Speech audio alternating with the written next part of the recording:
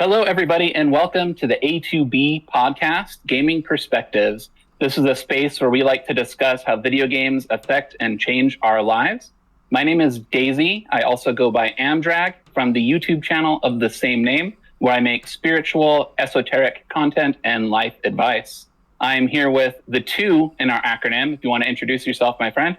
Hi, I'm 2Dens from the YouTube channel 2Dens. I like to make analytical video essays on a variety of topics, mostly video games, but also some other things on that YouTube channel. And we are here with Damian from Brainwave. Yeah. Hi, I'm Damian from Beyond Brainwaves. My channel is mostly about learning stuff and mental health. Recently, I've been focusing more on learning languages. Yeah, that's about it. Back to you, Daisy. That's pretty great. So today we really wanted to get started. We felt like it'd be a good way to get to know each other a little bit more, and for anybody listening out there to get to know us. We discussed our very favorite video game franchises of all time and our favorite entries from such a thing. I think video game franchises are so cool because they have such staying power, and they really tend to stay with you as you get older. So there is the one side where it is like a media empire, sure, but also a lot of us, from our generations, we were born with video games in our hands and in our lives, and really have had an opportunity to keep exploring those same franchises and watch those stories and characters grow. And I think that's maybe the simplest, most straightforward way that video games can like really touch us is when, a character becomes like a member of our family. So with all that said, I was thinking, 2Dens, if you wouldn't mind starting us off, please tell us about your favorite, most influential video game franchise in your life.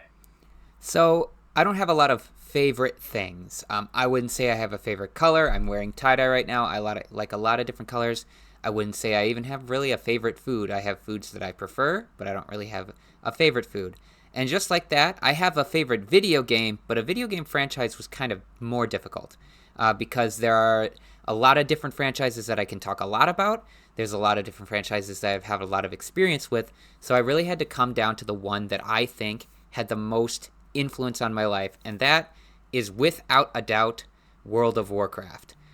World of Warcraft is something I spent 17 years really kind of invested in. It has been a little bit more difficult in the last couple of years to really get into it, and I'll talk a little bit about that later.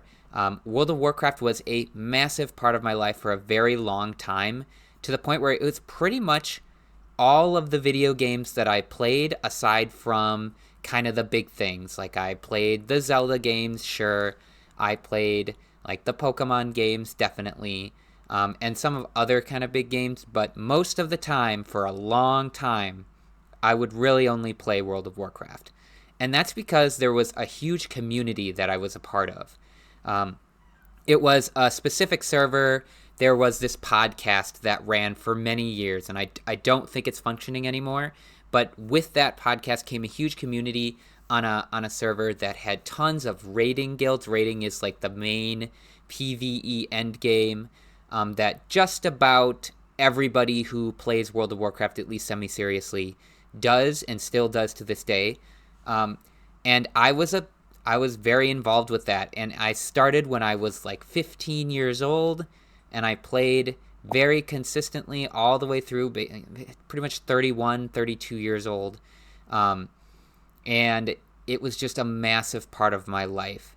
And It's so cool because for me, it was at around the same time that I got into World of Warcraft. What's the podcast called that you mentioned? Right. Oh, man.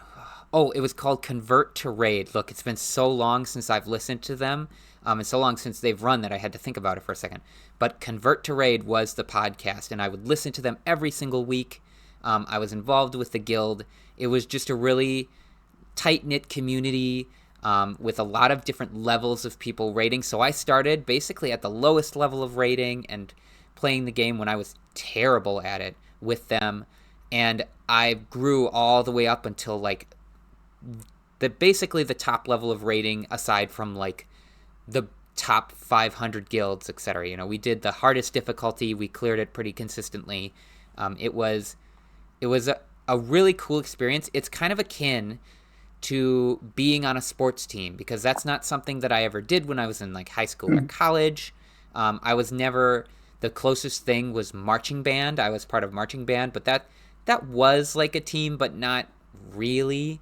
And the raid team, that was what that was for me. And with that came like real responsibilities, real world responsibilities that were obviously within the game.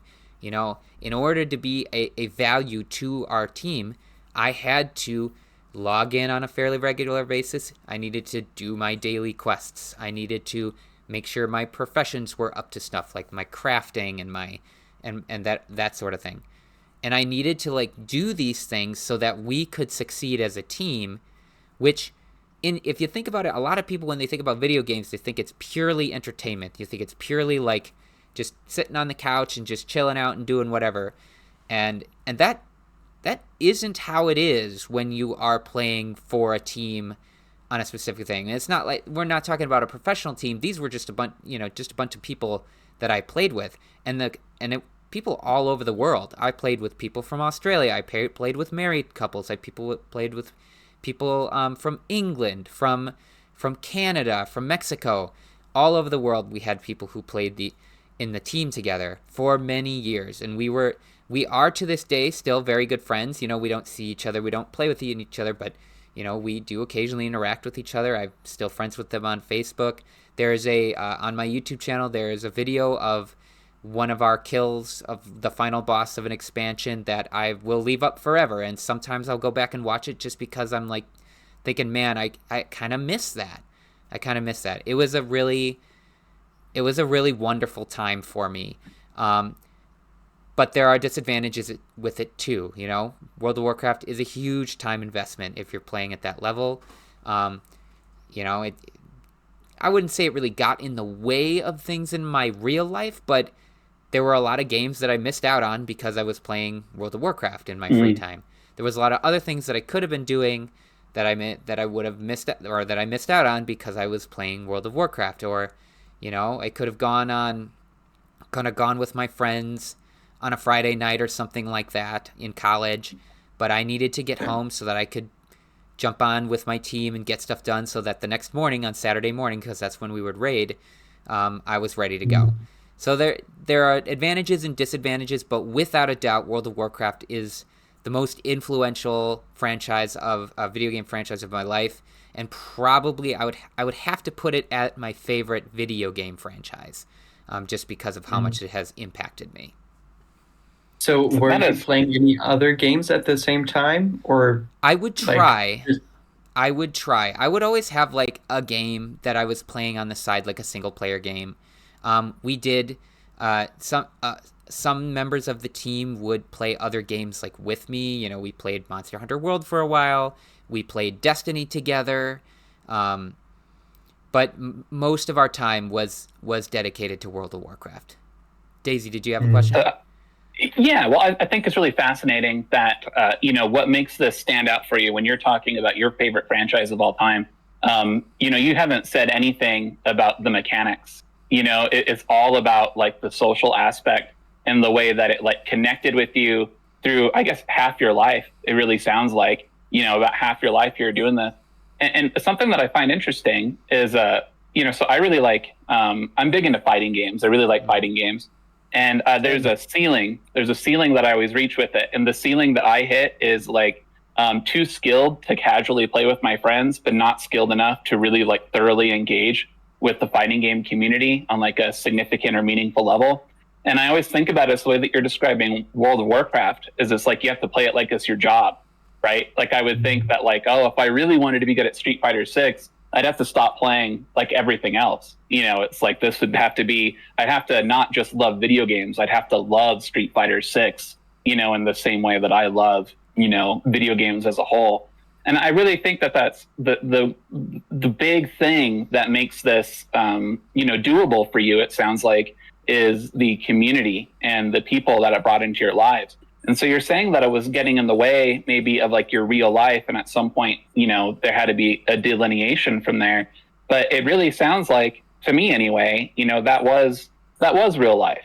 You know, you weren't wasting your time. You were actually making friends and you're actually forging connections and you were, I think a lot of us are probably going to share this, that we have a lot of like information about something very niche. And I bet you that you are just an absolute wealth of information when it comes to like, the markets or the raids or the bosses or, all that stuff. It's still in there and it's still a part of you. And it's very cool how, you're going to carry that on, forward, and that's going to inform everything that you create. Definitely. It has had a lot of inspiration for me. And when we get to talking about our favorite kind of installment in a franchise, I'll go more into what you said about the community versus the mechanics and how that kind of impacted my real life, and that sort of thing. So when we get to that, you've definitely touched on some very important things to what I want to say about this. But in the meantime, I want to pass it over to Damian. Tell us about your favorite franchise of all time.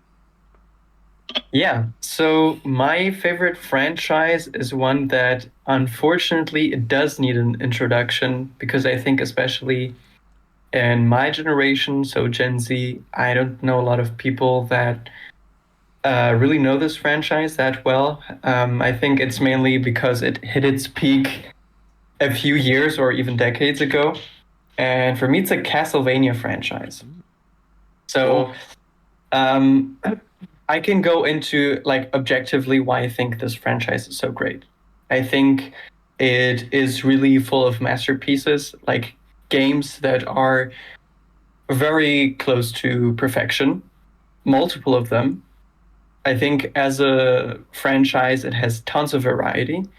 You have obviously, you have even some fighting games like Castlevania Judgment. You have the core of the series, which are the side scrollers or action platformers or however you want to call them. And then you also have the Metroidvanias, where, the name of the genre literally comes from this franchise. And so it's really, you have one franchise that, in my opinion, as objectively as I can be on that, hits the peak on like two genres of video games. And I think, as we've seen, with Simon Belmont and Richter appearing in the latest Smash Bros., you can see that even though Konami has completely abandoned the series outside of pachinko machines, they are, worthy of being, engraved into video game history. And, in the end, you have a lot of games in this series, but to me, it carries a tradition. So it stays fairly similar. It's not too different without losing, without becoming stale. But it also has a lot of variety. So you have multiple different genres, multiple different protagonists from many different eras, and it doesn't lose its identity. And I think this is maybe a bit similar to the anime JoJo's Bizarre Adventure. I don't know, do you guys know that? Hell yeah. Big on JoJo's. Yeah. So you have multiple parts, and they're very different. Like even the vibes, the atmosphere, the characters, they play in different times entirely, but it's still fundamentally JoJo's. And I think this is how I would describe Castlevania as objectively as I can. I think, at its peak, the level design, both in the Metroidvania and side-scroll genre, is, amazing. I think some of that, I think it should be studied by people that want to design games. I think the music is amazing, and a lot of people that know Castlevania songs, even though they've never played the games, because the music is so good. You have some more historical kind of Baroque music or themes, and then you have the kind of more hard rock or metal kind of Castlevania songs, at least in the remakes when they remade them, because obviously in the first iterations it was on consoles that couldn't emulate the sound of an electric guitar or something. And I think something that is very underrated when we talk about video games is the atmosphere. As everyone always talks about the game mechanics, about the graphics, music, game design, but no one talks about the atmosphere. And I think this is something that is very important to me. And this is where I can start becoming more objective. Because in the end, this is what this podcast is about. It's to share how video games have shaped us and how we build a personal bond with games or with gaming franchises. And so, for me, I would have to get more into the history, as you have done a bit too, Dens. I would say growing up, as I mentioned, I never heard about Castlevania.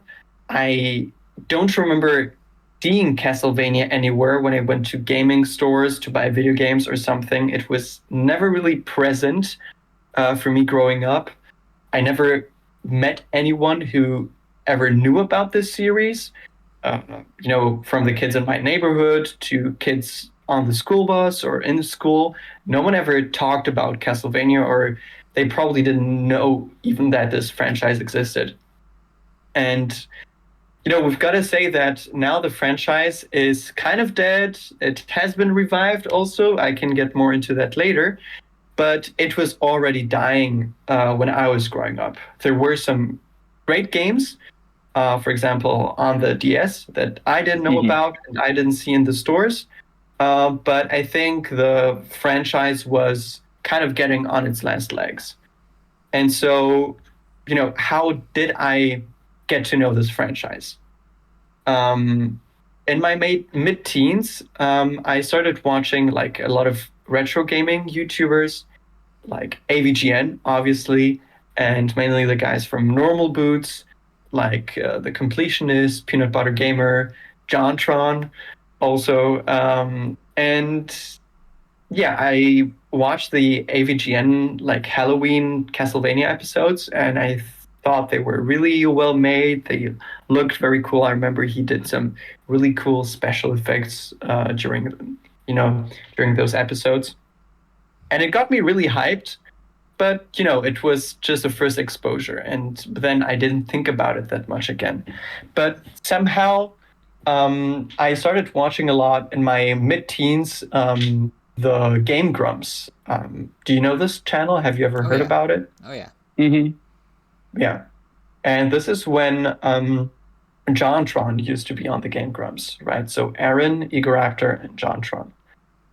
And they played the first Castlevania on the NES. And I don't remember how or why, but for me it was kind of like love at first sight. I had a very inexplicable attraction to this game. Like, I just watched them play it, and it just, it gave me feelings, It was like, wow, I don't know why, but I really like what I'm seeing right now. And I immediately binged, their whole game playthrough of the game. I don't remember that much, what they talked about or were there any funny things they did. But for me, the game itself was on the forefront. And, through this, then I think I also watched some other, playthroughs, mainly of the Game Grumps of other Castlevania games, because I think they had done also like Castlevania 4 and stuff like that. I watched a bit more YouTube videos about it. And then I really felt the need to really play these games myself. So at this time, I was collecting video games for many reasons that maybe we can get into in a future episode. And I already had an SNES, which, came out basically almost 10 years before I was born. And then, to play the first Castlevania that I was so attracted to, I bought an NES, which came out 11 years actually before I was born.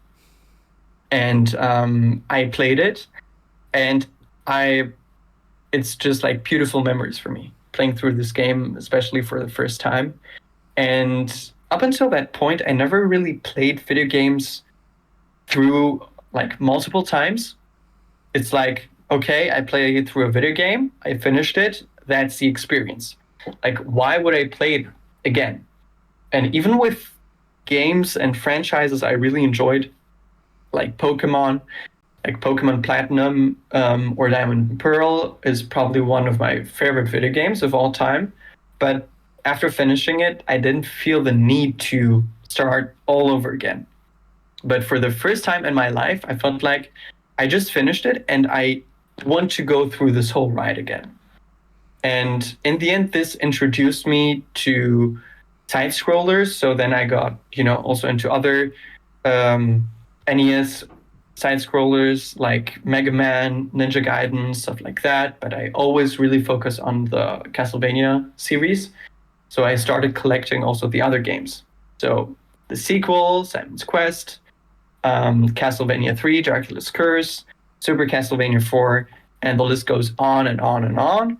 Eventually, I also got into the Metroidvania series, but I'm still, when I think of Castlevania, I think of the core. I think of the tetralogy mainly, and even though, I think it deserves its own respect, and in the end, it's one whole series. I think Symphony of the Night, for example, is probably, it's really a masterpiece, even though it's not really like a side action platformer like the first few games.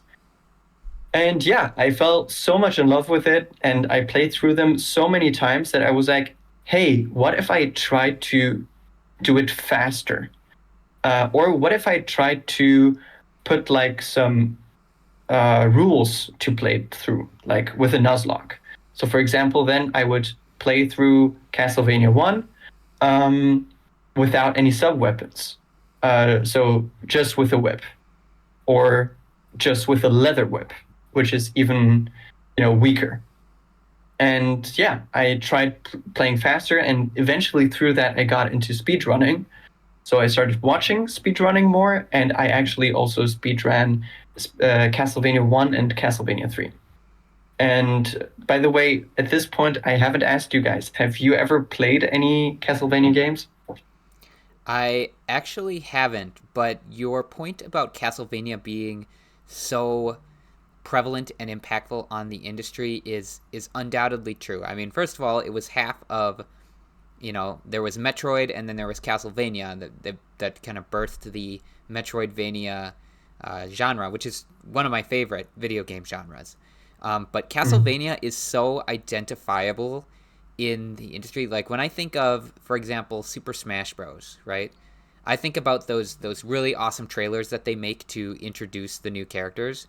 The most kind of like prevalent one in my head is the Metroidvania one, because it's so, I knew the moment, even though I never played the games, I knew the moment I saw that kind of gothic environment, and I saw Luigi walking around with the thing from Luigi's Mansion, the vacuum, and I saw like that super ghostly thing. I was like, oh, wait a minute, is this like a Castlevania thing?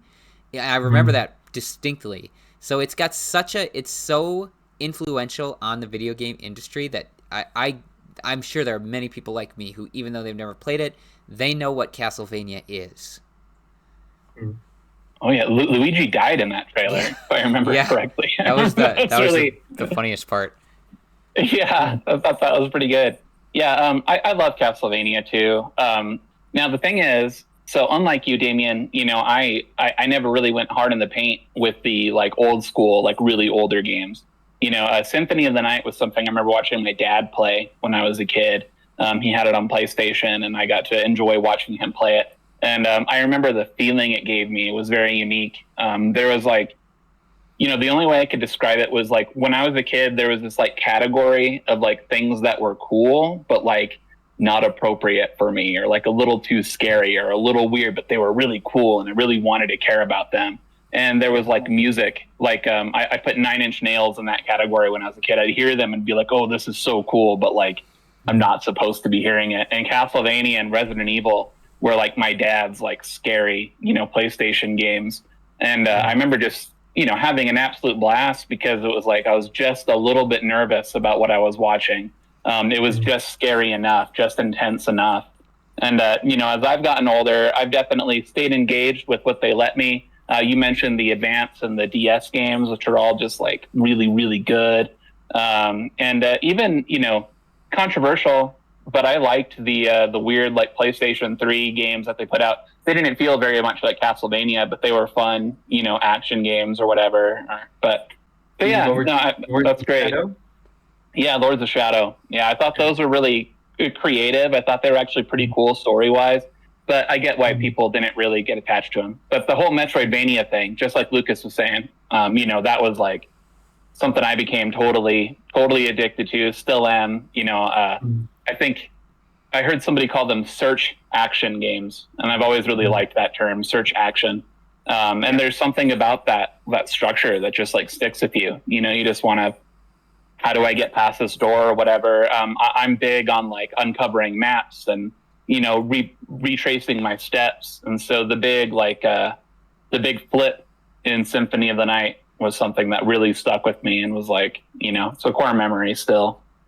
Yeah. Those games. I think also go ahead, those games have a way of like inspiring exploration like kind of no other, despite the fact that they're 2D.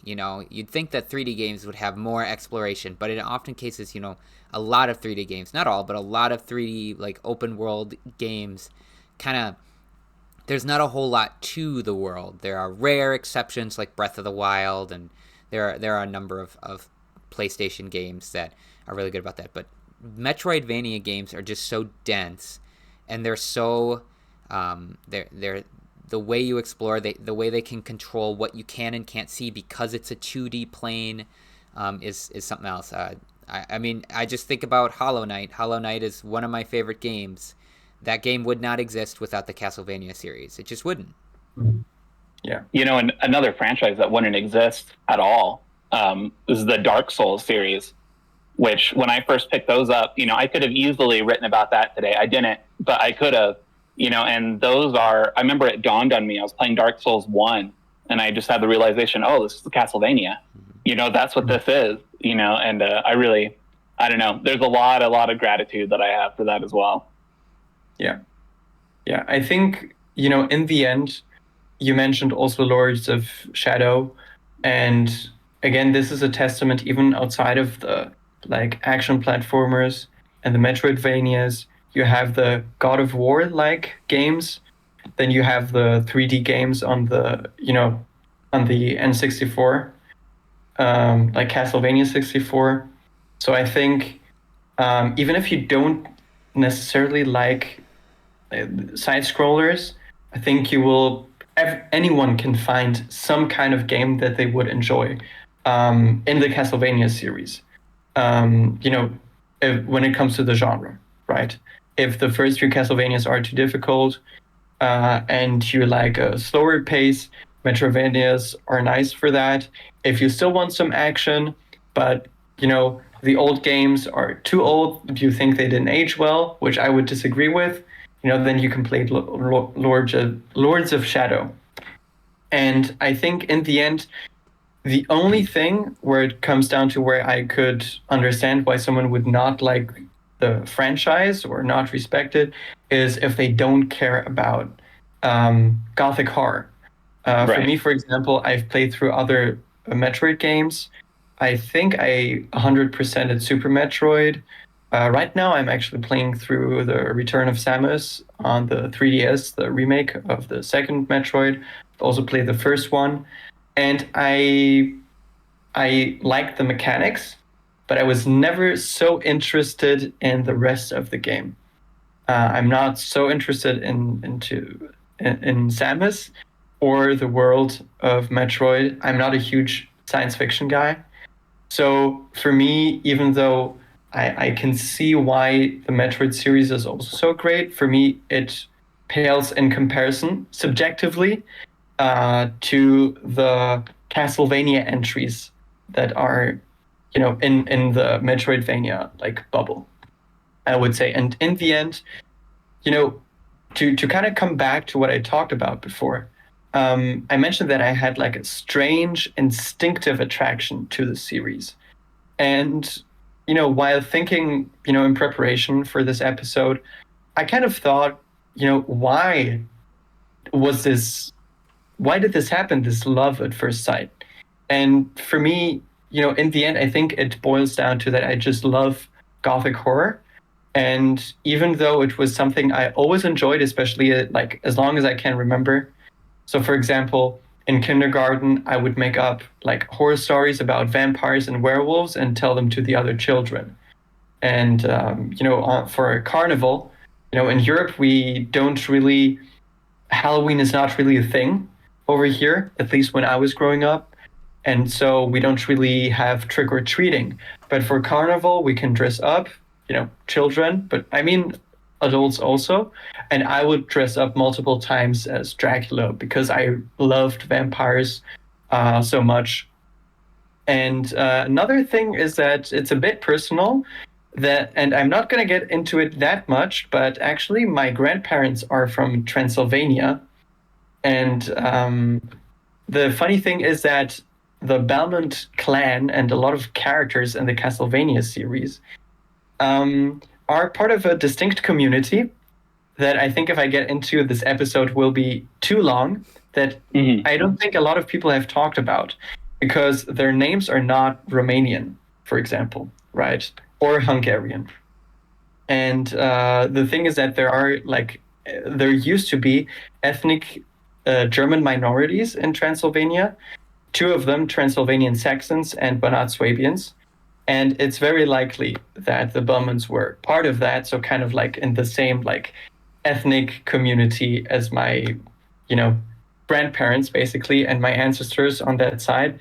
And it just clicked to me much, much later. Like I didn't know about that. But I think this is obviously another subjective reason why I like it. But for me, in the end, this Gothic horror, it got me back again into watching horror films, which is still my favorite film genre in general.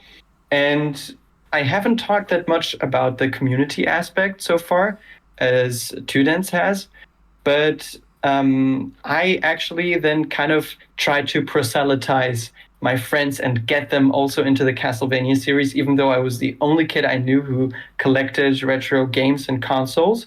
But I would tell them, hey, at least play them on the emulators. Or if you find, the newest entries, give them a try. And I converted some friends of mine into the Castlevania religion. And yeah, we would also have like Castlevania marathons. They would come over in the morning and we would play through many Castlevania games, like over 5 games in one day. And then we would have a sleepover and then continue playing other Castlevania games on the next day. Like, this is how much I love the series. And this is where, also the human connection comes in. That, as Tudens said, that you can connect with other people, sometimes also on a deeper level through video games. And I think this is something that is so great about video games to begin with. And the last point that I want to make, because I feel like I've been talking for too long. By the way, I'm still doing Castlevania marathons every year. And this is why I think that the Castlevania series is the video game series that I'm 100% sure I will be playing continuously or frequently enough for basically until I die. For the Pokemon series, there have been years where, even though some of my favorite games are part of that series, where I don't necessarily care about it so much. There have been some years where I don't feel like I need to play, my favorite Pokemon games. But with Castlevania, it's a totally different story. Since I got to know the series, I've played multiple games of them every year, and I will probably continue to do so. And the last point I want to make is that I talked about how the series has died, but I said that there has been a rebirth as well. And pun intended, because there's also a game called Castlevania Rebirth. But what I'm talking about is that Konami has basically stopped supporting the series. but the director of the first and most of the Metroidvanias, Koji Igarashi, a few years ago he did his own Castlevania to continue the series, and it's called Bloodstain, Ritual of the Night. And there's iterations of this franchise in both the action platformer genre and the Metroidvania genre. And I used to be in high school back then, and I saved up, I think, around $300 to donate for that, because it was so important for me that these games come out and that they're good, so that my favorite video game series would survive or be resurrected, like Dracula. And in the end, it did happen. And I think the games are great. I would count them among the Castlevania series. And yeah, it just shows that even if your favorite series has died, that there's always hope left. And since then, it has been slowed down a bit. But I'm quite optimistic. I think if something like Bloodstained can happen, for sure, with the Castlevania series. So hopefully this could spark some interest in this series as well. But now I would be interested to hear what you have to say, Daisy, about your Yeah. Before you start, Daisy, I'm sorry. I just had to comment. You saying your friends would come over and play Castlevania all night.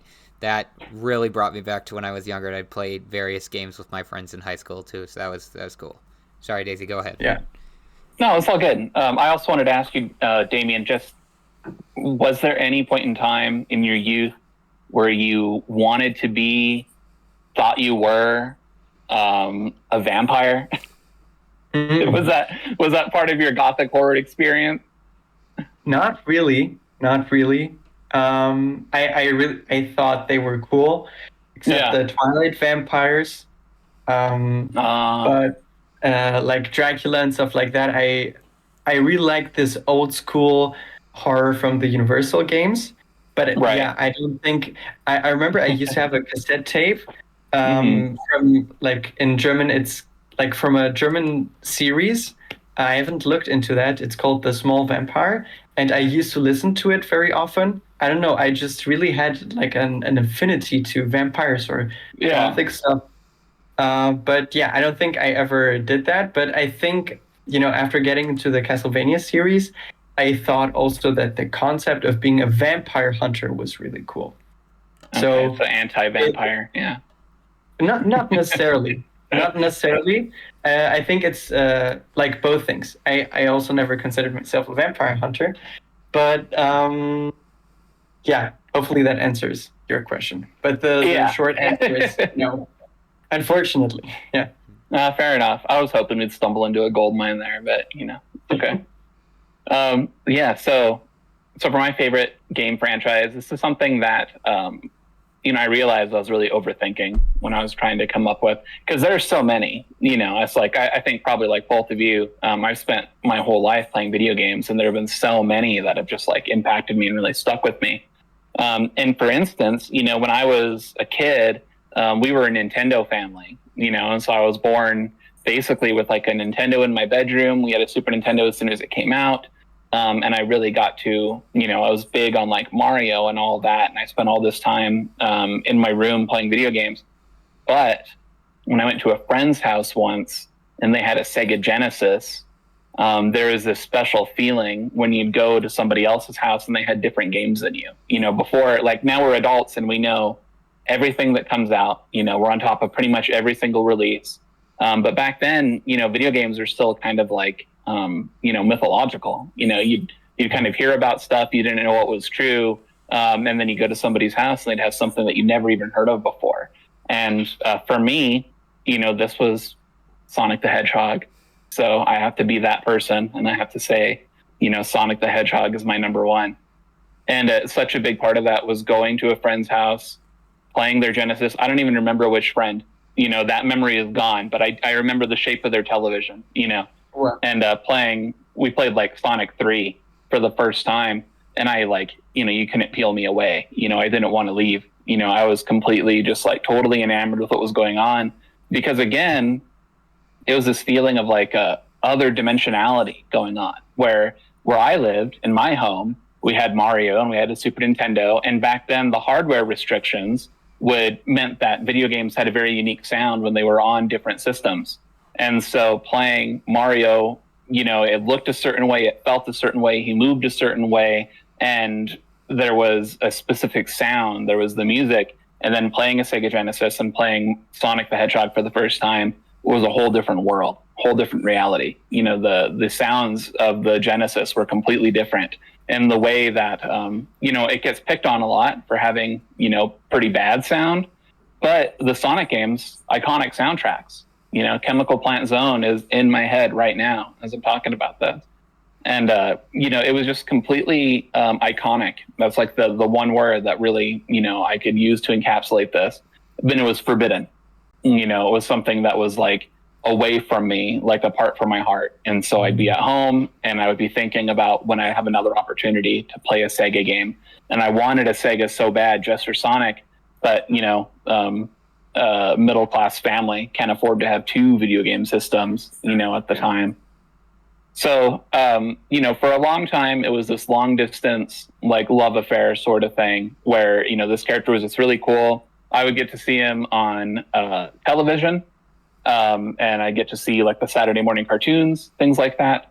I also really connected with like Tails as the player 2 character. And I have a lot of good memories as like trying to make that work. I thought that was just such a neat idea. Again, it felt apocryphal. It was like the secret that if you gave somebody the second controller, they could play the game too, just not very well, but they can try. And, so that was such a big deal for me growing up. But then I got to a certain age, and it was the year 1999 when the Sega Dreamcast was coming out. And I was very lucky that my dad, when I was younger, he was really into video games. And so I was privileged in that, I got to watch him play a lot of cool stuff. And I also got to, he was pretty easy to convince to get like a new system as things got a little more stable for my family as I got older. And so we had everything growing up, and the Sega Dreamcast, it just felt like it was a whole new ball game. It felt really, really special to me at the time. And to this day, it's the only like retro console that I have hooked up that I actually like play, and really engage with daily. Well, not daily, but weekly, something like that. And so I got the demo disc, which again is another one of my favorite memories. Demo discs were just awesome. That might be something that you missed out on, Damian, but Two Dens and I, we'd get video games delivered with our pizza sometimes, if you can believe it. There used to be that like in magazines, but mainly for custom games. I think I remember playing like a Rayman demo. And there used to be also for PlayStation, like from what I can remember. Because in Greece, because the economics are not that well, like financially speaking and stuff like that. I remember like PS1 games still, like growing up, and PS2 games. And I think there used to be like some demo discs. Like I think of Metal Gear Solid also stuff.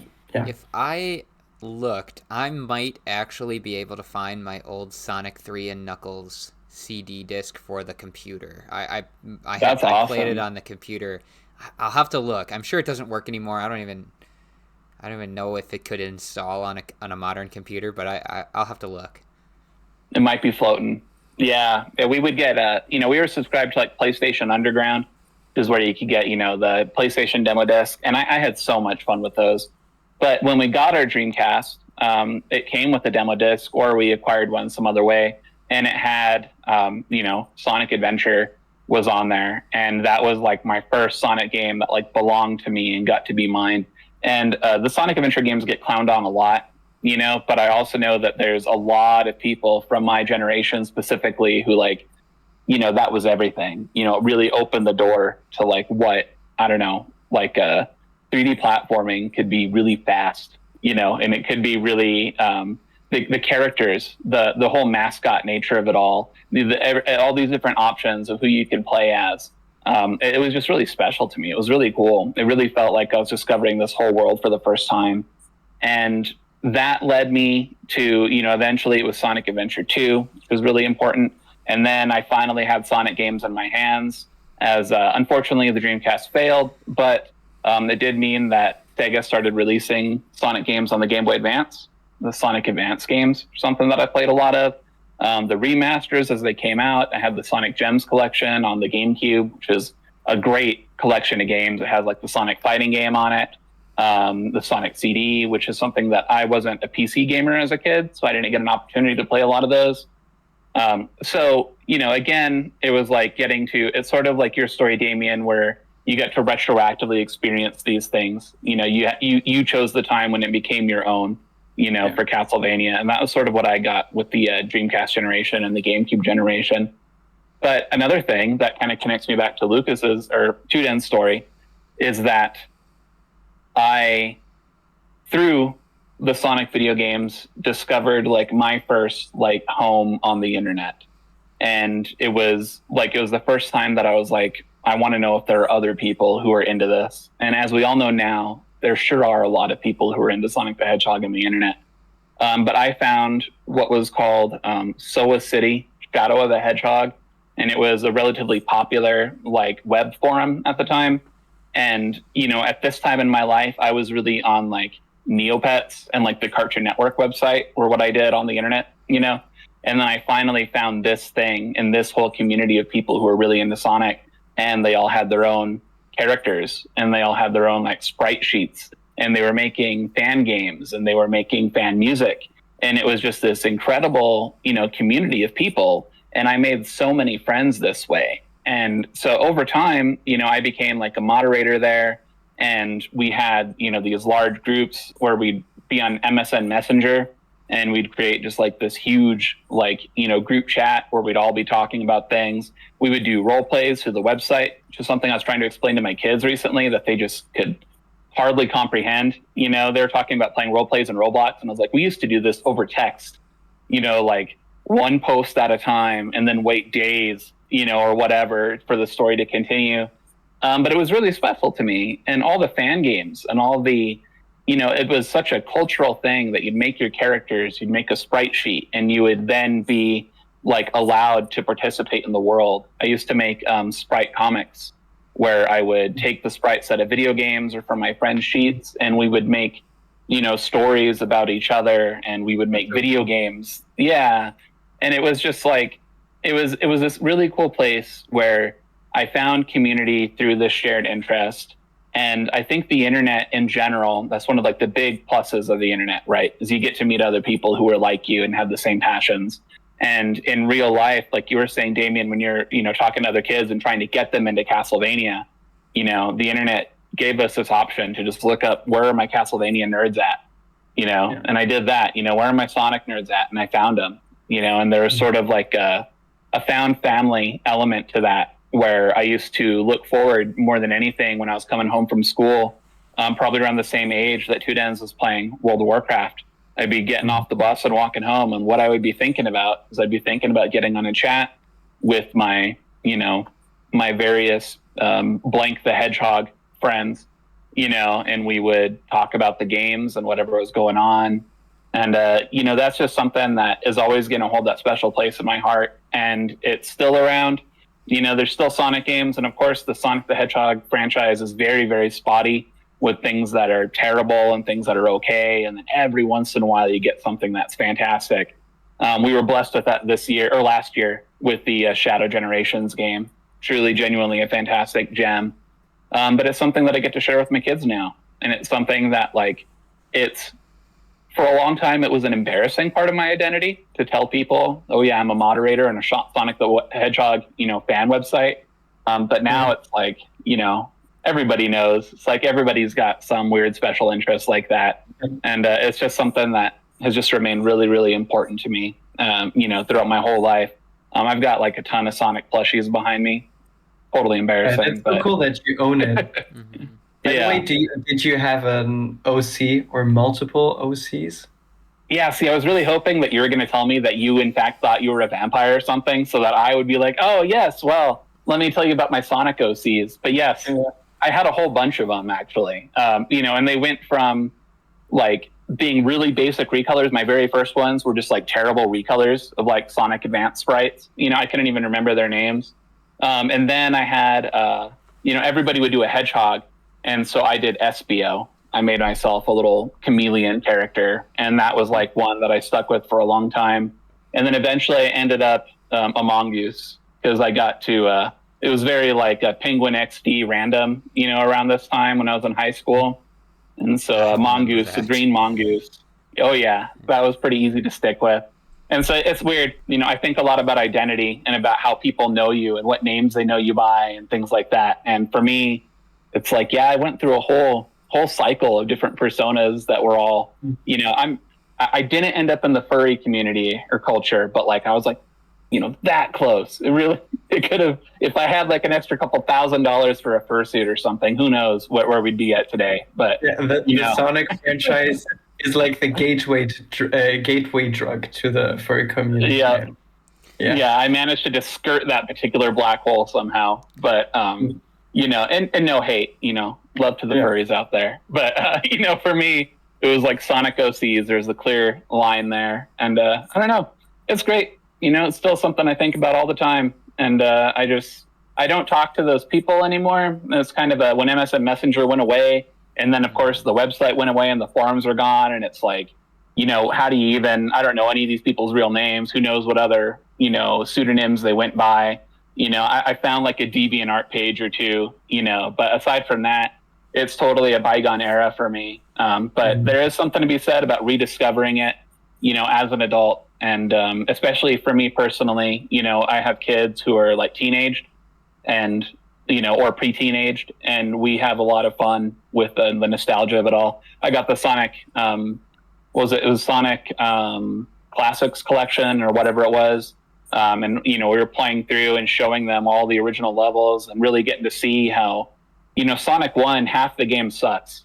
People don't always know that, but half of Sonic 1 is very slow and it's like puzzle solving. And, but then you get to Sonic 2 where they're like, okay, let's focus on what made this great. And then Sonic 3 is just like perfection. It's so much fun. So really, I think it's great how all of us had sort of a similar story about connecting with people through video games, right? Like that's the common theme that we all had. Yeah, I've got to respond also to what she said. I do like in more ways in comparison to even the Mario franchise. I think the Sonic franchise is probably like the strongest or most important like community builder. I don't think there's like agree. a Mario franchise community like that, or even I think there's something about the character designs which are like so good that really sparks the imagination of people. And I think this shows it. And to me, like, I'm not into it that much. I haven't played that many Sonic games, but just randomly on YouTube, I found a video, which I'm going to get into later, talking about something extremely niche. And here I am. I don't remember when I last played a Sonic game. And I'm like on the edge of my seat listening to like niche like fun facts about the Sonic franchise and stuff like that. And I think this is like a testament to a really great franchise. Like for me personally, I always thought the Sonic franchise was much cooler than the Mario franchise, even though I do prefer the Mario games, and I never got into the Sonic games that much. The first one I remember playing was on the school bus, Sonic Advance. And then I also used to play these games.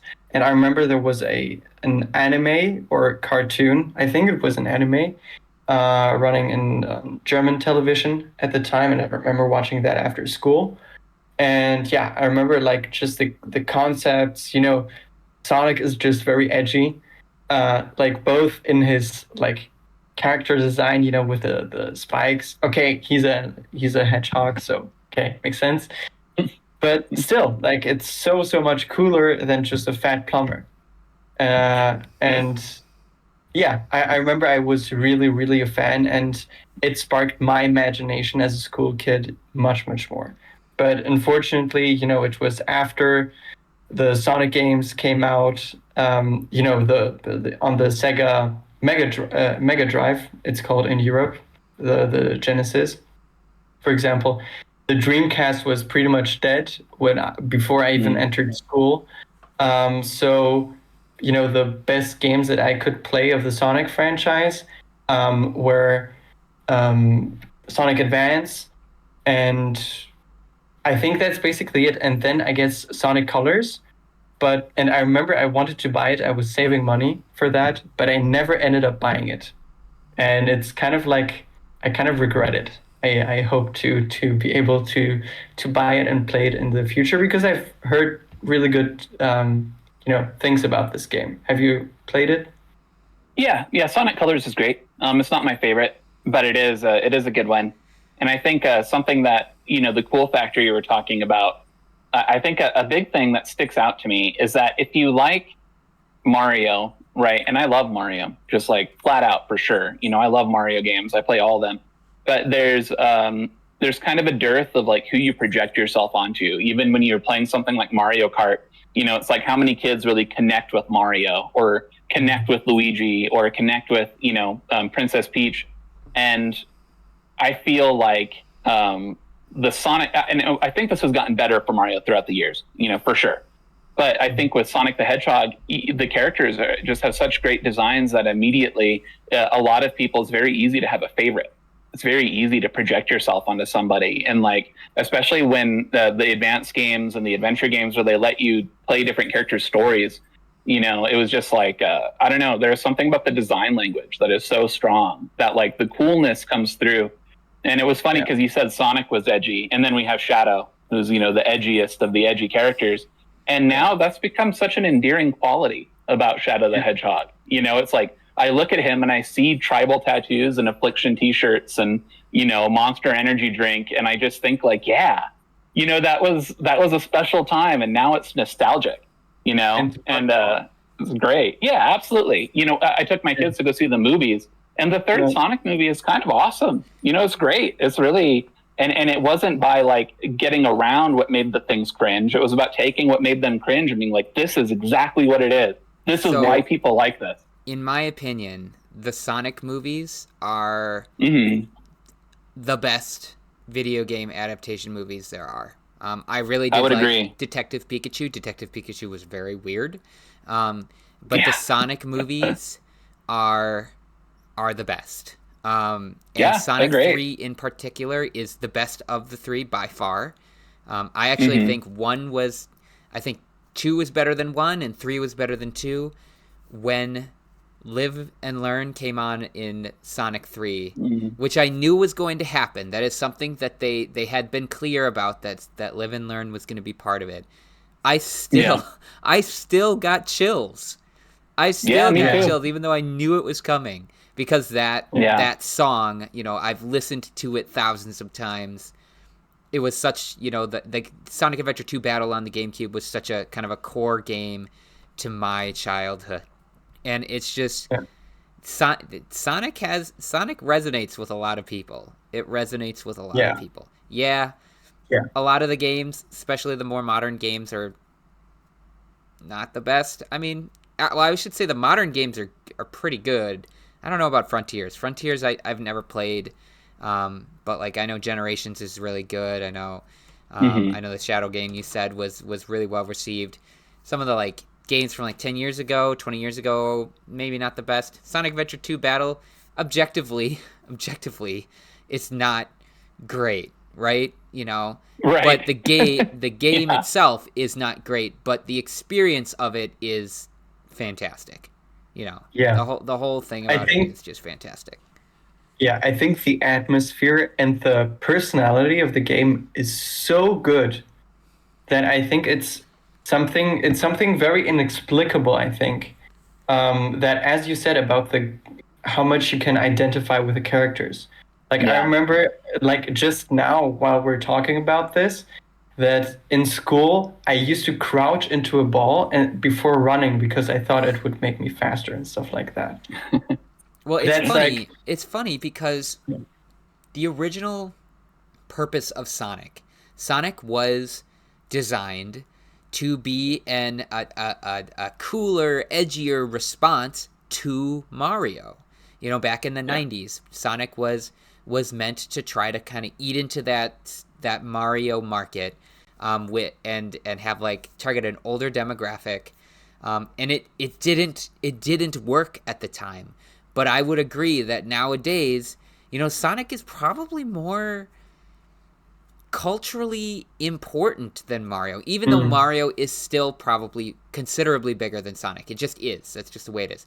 People think of video games, they think of Super Mario, but that's like a superficial thing where Mario equals video games, whereas Sonic, it's like a cultural. It's like he's like a cultural icon almost. Yeah. And there are so many different cultural icons within that. Like Knuckles has a very different vibe to him than Sonic, and Shadow obviously is Shadow. It's just different than Mario. And Mario is like a video game, whereas Sonic is like a fan franchise. You know what I mean? Yeah. That's a really good way of putting it. Yeah.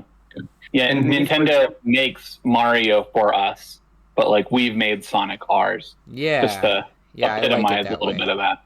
Yeah. Sorry though, Damian, I didn't want to cut you off. I just also wanted to talk at the same time you were. So like I just wanted to say, for example, I never played myself the adventure games, but I watched playthroughs of them. And they're like, I never played these games and they're so memorable. And to me, the flaws don't matter in those games because, there can be really, really good games that in the end are not very memorable. I'm going to say something. I really like something that, people can bring out the pitchforks already. I'm a huge fan of the Zelda series. I'm pretty close to having 100%ed all Zelda games. I think the two Sonic Adventure games are much, much better than Breath of the Wild and Tears of the Kingdom. Whoa, that is... Like, I remember... That is a comment. So much more. I in my opinion, I remember so many more things just watching other people play the Sonic Adventure games and the music from it, like the hub from the first one, the down da da dun da da da da da da, and Live and Learn, obviously. Like I remember, I got goosebumps, and like every time I hear it, or Escape from the City. Oh my God! Like it makes me want to be like 15, 14 again and skate. Oh yeah! It brings out so many emotions in me, and I don't remember that many things playing through, Breath of the Wild and Tears of the Kingdom. There's nothing that brings such emotions to me that gives me goosebumps in those games. And this is why I think even if mechanically or technically games might be very flawed, I think in the end it's about the impact, right? We're not video game critics. We talk about experiencing video games on this podcast, after all. And this is why I think atmosphere, personality is so important in video games, and why I think it's such a great choice for a franchise also. By the way, do you have a favorite game? I imagine you do. What is it? Yeah, so that was funny. I know we were going to go around and talk about our favorite installments, but we have touched on it for me already. So it might make sense to segue in that direction. But so I have two very favorite Sonic games, and the reason that I've chosen to cheat like this is because there's a distinction to me between 2D and 3D Sonic. And so 2D Sonic, my favorite is Sonic Mania, which is not made by Sonic Team. It's actually made by Christian Whitehead. And Christian Whitehead is from my community of fan enthusiasts. He made a lot of fan games. And I remember, checking out his fan games when I was very young. And then to see somebody who was, again, it's like what we just said about Sonic belongs to the fans in this way that Mario doesn't. Well, there is this one example of a fan game creator getting to the very top of the totem pole, well, not the top, but pretty high up there, and making his own real Sonic game. And, my biggest complaint is that they didn't hire him to just keep making them, because Sonic Mania is objectively probably, if you really wanted to pick it apart, probably the best 2D Sonic game that's ever been made. It's you know, it superb. really is just, It is superb. yeah, absolutely. That's the word for it. It's just great. It's just wonderful. And the DLC for it is awesome. Bringing back Ray and Mighty, that's such a fan thing to do. You know, it is so like deep in the fan culture that for me personally, you know, we all have games that we come to, and this is a great idea for a future episode, but we all have games that we come to when like you are emotionally unwell. And for me, Sonic Mania is one of those absolute guarantees that's like this. It is distilled. It is Sonic the Hedgehog completely distilled into an experience that's however long you want it to be. And, you know, there's so much to do. There's so much to unlock, so much to see, all these different characters to play as that, you know, I just come back to it over and over again. There's no game that I play through every year, like you were talking about, Damian, but the Sonic Mania is probably the closest to that. It's a game that I engage with multiple times a year, every year since it's come out. And for 3D, we've already talked about it. It is Sonic Adventure 2, specifically Battle for the GameCube. And, you know, that is a game to where, like, you know, you made me laugh, too, Dens, because you said that, you know, it's objectively not a very good game. And I know, like it isn't. Like, objectively, it's very janky. You know, it doesn't play great. The camera disagrees with you. You move through geometry. It's like just barely playable. But nothing tickles my brain the same way. It's still something that I could throw in and play for hours. You know, I've played that game from start to finish a bunch of times. And it's just, I really loved the story where you can go between the light and the dark. I don't mind playing as the sidekick characters. People complain about this, but I love me a you know, a Dr. Robotnik shooting level. That's just fine. You know, I don't complain about any of that. Even the Seek and Finds with Rouge and Knuckles, I'm down. Plus the music, again, Pumpkin Hill. You know, the music is so good in those games. I got a funny story about Pumpkin Hill. So, gosh, this must have been 10, 11 years ago, something like that. I was at the gym, and I was, you know, I was just lifting weights there. This is not any kind of special gym. It's just your typical, like dude bro, lifting super heavy stuff, drinking protein shakes, that sort of thing gym, right? And over the radio, all of a sudden, Pumpkin Hill starts to play. And I'm like questioning myself. I'm like, am I really hearing this right now? Right after some random other thing you'd hear on the radio, you know, typical pop song or whatever. Am I really hearing Pumpkin Hill at the gym over the radio? And the answer was yes. I was hearing Pumpkin Hill. And there were other people who were like, what is this song? You know, because it wasn't, it's not like it was Halloween. I think this was in like summer, right? Mm-hmm. For some reason, Pumpkin Hill came over the radio. I don't know if whoever was running the audio was just like playing a joke. I was just like, I don't care right now. I want to listen to the song. And so is everyone else in the whole gym. But it was like a beautiful moment. It was a beautiful moment. Mm-hmm. That's song, great. That's one hell of a synchronicity. Is like an all-time classic. Yeah, absolutely. No, I love that. That's so great. Because, I can imagine the experience. Like, is this happening right now? Somebody got the aux, right? But, I mean, that game is so cool for all the artistry that went into it, you know, and for just the breadth to just make it very, very big, you know, to just go ahead and, you know, it just felt like you were getting so much. And another thing, too, and this is something that, you know, might be a little more unique on my side, is my whole life I've had like a very, very strong caretaking impulse. And I've always seen myself as a parent. I've ended up taking care of grandparents and parents and things like that. And that's really like something that's a big part of my identity. And in Sonic Adventure and Sonic Adventure 2, the Chow Garden was something that I didn't expect to have such like a profound like experience with.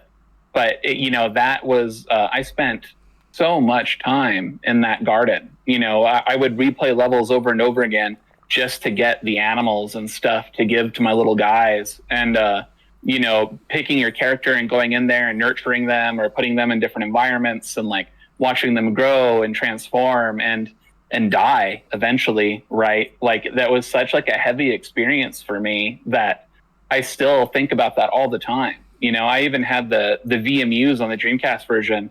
could put your chow on the VMU and take them for walks and stuff like that. And it was something that really helped me a lot with like, I don't know, like it was a very inspired thing to put in that game. And I know they've never done it again. And, you know, I really wish that they would. I really wish that we could see that in a modern game. I think I'm of the camp that just wants Sonic Adventure 3. I don't care what the next game you make is, as long as it's called Sonic Adventure 3 and there's a Chow Garden in it. You know, it's like I really wish that we'd get that. But yeah, I don't know. That was something that was really special to me. That still means a lot. I still really adore them as like mascots, and I'm glad whenever I see them in any new media, new animated short or something like that. It always means a lot to me. I think something that Tudens also mentioned, you know, the music is so important, and it speaks to, in general, the identity that the Sonic franchise has really evolved. It hasn't stayed necessarily, you know, the same as it has been.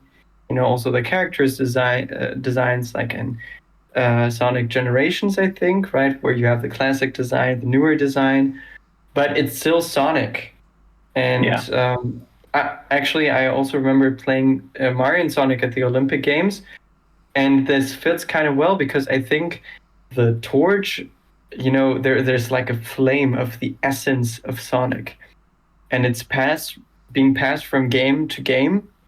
And sometimes maybe the guy bearing the torch might fall on his face, but it's still there and it's still passed on, and it's still, you know, it's still the Sonic flame. You know, it's still has, you know, up until this day with Sonic Mania, you know, the music there, it's still the essence of Sonic.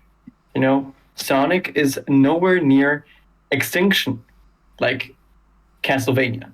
It's still thriving after the death of the Dreamcast, of Sega producing consoles. Nothing can kill this franchise, I think. It kind of thrives despite all its many flaws. It's just too culturally ingrained. It's just too culturally like influential to be broken down by just poor game design. That's what it is, which is just incredible. Yep. Try as they might. So I think what I'm curious about Tudens is that you brought up World of Warcraft as being your favorite like franchise, and I'm curious about two things. I want to know, do you have any like extended love for the Warcraft franchise and like beyond World of Warcraft, like the Warcraft games? And secondly, I want to know, you know, your favorite installment. If it's World of Warcraft, it must be an expansion. It is, right? Can you elaborate? To explain this, I'm going to give you a brief history of World of Warcraft. Obviously, you know, there's Warcraft 1, 2, and 3. Those three real-time strategy games. I have never played them. I know everything that happens in them, but I have never played them. And I don't really care to. I've played StarCraft, and that was fun, you know, but real-time strategy games kind of aren't my thing. But World of Warcraft has a lot of history. You know, we have Vanilla, which was the base game, which is when I started playing. But in Vanilla, the game was very simple. There was a lot of mystery surrounding the game, how things worked, where certain items were, you know, that sort of thing. That was all very mysterious, and you could find it if you looked in forums as time went on. But a lot of the fun of the game was everyone was kind of discovering things together. And everyone was really bad at the game, including me. There were people who were less bad, right? And eventually there were people who were very, very good within Vanilla. But near the beginning, everyone sucked at the game because there was so much to discover about what it is. And it's a complex game. You think about World of Warcraft, it functions on a hotkey system where you have like 10 to 15 to 20 abilities that you are intended to use in the right order. And then you have talent trees where you have to assign all the talent points into certain things. And there's so many different combinations of how you can do that, how to play well is hard to figure out. It is very difficult to figure out. But even in Vanilla, it was complex compared to many other games, but it was relatively simple still. You know, you generally had a couple of attacks that you used. You built up your gear. You could have been like me and not understood what the stats did because all you cared about is how your character looked. And you could have had a rogue with a bunch of intellect, and that didn't matter to you that you were doing no damage, right? That was vanilla. In Burning Crusade, people started to get better. I started to get better and understand things. I still kind of took a while to figure out, but Burning Crusade was the first time that I ever raided. And I quickly learned how bad I was. And that motivated me to improve. And at that point, I was still playing the first character I'd ever made, which was a rogue. And then I raided a little bit in Burning Crusade, but Burning Crusade was hard. The game back then was simple, but really, really hard because of all of the all of the limitations that everyone had. So then came Wrath of the Lich King, and the game got a lot easier in Wrath of the Lich King. The game got more complex. How you played your character was more complex, but because every character because the actual content was harder, or easier rather, in general, it was easier to figure out like how you needed to play. Also, there were people on the internet who were really, really good at the game now, and they would create guides about how to play what, which, and when. So I actually started another character. I started a shaman, and I got really good with that shaman. Or, well, I got good with that shaman. And I tried raiding a little bit more, but didn't really have that community yet. But I kind of started progressing through and figuring out like what was the best way to play this game. And it was good. Then Cataclysm came along. A lot of people didn't like Cataclysm because of a bunch of different things that the developers did. They changed the overworld. Classes were very different at that point. Raiding was very different. But the actual content, the actual raids were very good, but they were also really hard, and so were the dungeons, right? And I was just starting to break into a couple of different potential communities at that point. I remember I played a hunter during that time. You'll see that all these years, we're talking like 15 years ago right now. We're talking 15 to 17 years ago right now. I still remember what I played. I still remember these very distinct things. And there's not a whole lot of memories that I keep in my head.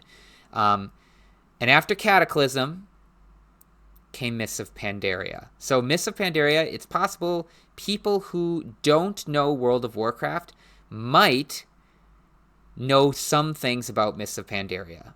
They might recognize the Pandaren, which are like the panda characters that you can play. They might even know some of the music because the music in Mists of Pandaria was kind of unlike any other World of Warcraft music ever made. It's probably the only World of Warcraft music, aside from like the title screen, that I would say is really, really iconic. There are some zone, like when you're in a zone, you'll have this ambient music that's deeply rooted in my memory. But I don't think like if I just put it on, someone would listen to it without familiarity to World of Warcraft would be recognized. Oh, that's probably from that World of Warcraft game, right? But Mists of Pandaria is different because Mists of Pandaria has such iconic music that you might actually recognize it. And Mists of Pandaria is where I met the community that I played with. It was also thematically the best expansion, in my opinion. I know a lot of people did not like the Chinese inspiration. A lot of people thought that the Pandaren were goofy. They thought that the story was goofy, but I loved it, and a lot of other people did too. I think back then a lot of people were mad, but if you asked people now what their favorite expansion was, and they've been playing throughout the entire time World of Warcraft has been around, a good amount of them would say Mists of Pandaria. The game, if we're thinking about mechanics, right? The game was very complex at that point. Not only do every character have like 20 abilities that they're using at any time, but there are like best ways to use those abilities. There are different builds with every class, so you could have an individual class and spec that could have like 4 different ways to play it, and they'd all be optimal, right? And getting good at the game was hard at that point. And at this point, I was still not very good because I hadn't really raided. I hadn't really been part of that.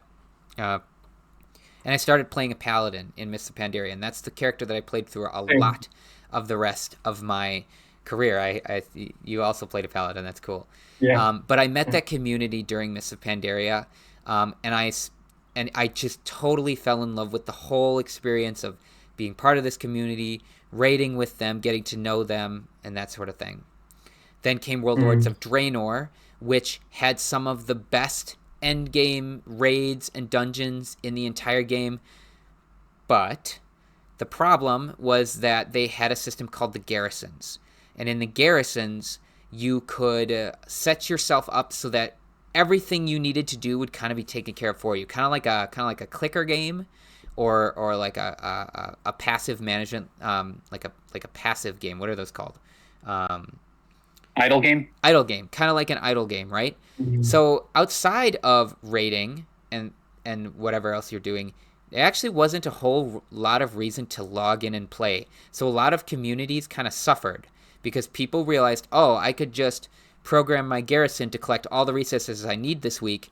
I don't have to log in until the next time we raid. So we'd log in for raid, but then outside of that time, we wouldn't build the community like we normally do and get to know each other, because when we're raiding. So I actually noticed that our community suffered during that time. There wasn't as much reason to actually log in and play, and therefore the people who joined us, they were less connected to us as we went forward. And then we had Legion, which was another one of the greatest expansions of all time. I probably was the most successful in my endeavors in Legion, saw pretty much all levels of content during that time. And then we had Battle for Azeroth, which same thing, I was at the very high levels, still with that same community. And then we had Shadowlands. Now Shadowlands is the expansion that a lot of people fell off of, because at that point there were so many changes to the game that had been made over the years that the developers were trying to like figure out, like, oh my gosh, how do we kind of like rein this back in? There is so much power that everyone had, and like we were all these legendary characters who were deeply involved in the lore, even though we're not technically ever mentioned, right? This is the story thing of World of Warcraft. The developers were trying to like rein that back in with Shadowlands, and they were not very successful. And they made a lot of decisions in Shadowlands that made the game like bad. I would say Shadowlands is the one expansion of all of World of Warcraft's history that is bad. It's like just a bad game. And I fell off in Shadowlands. My community was kind of like, at that point, that the podcast hadn't happened in years. The community had kind of fallen apart. I had like a few people left from that core raid team, but they were mostly gone. And I fell off. And probably I'll never really get into World of Warcraft again. And that's not me saying like I'm just not interested. I have actually tried. So there was Dragonflight, the next expansion, and the expansion that they're currently in for Battle for Azeroth. I did come back for both. And I tried really hard to get back into it because I loved that sense of community, that feeling when, we would raid together and that sort of thing. And no matter how much I tried, I just couldn't, because that community was gone. The game, I was very good at the game, and I would still say I'm good at it, but the rest of the player base, because of how the game functions now with being such a focus on performance at the end game, everyone else is like better.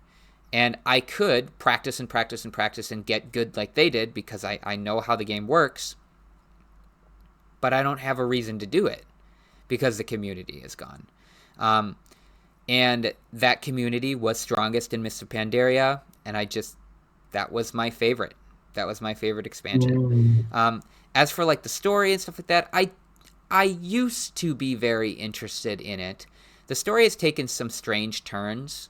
Just like any long-running franchise, and with changing writers and that sort of thing, they kind of lose the plot after a while, and that has certainly happened with World of Warcraft. I think how the lore was handled back on like the base original game was really, really good.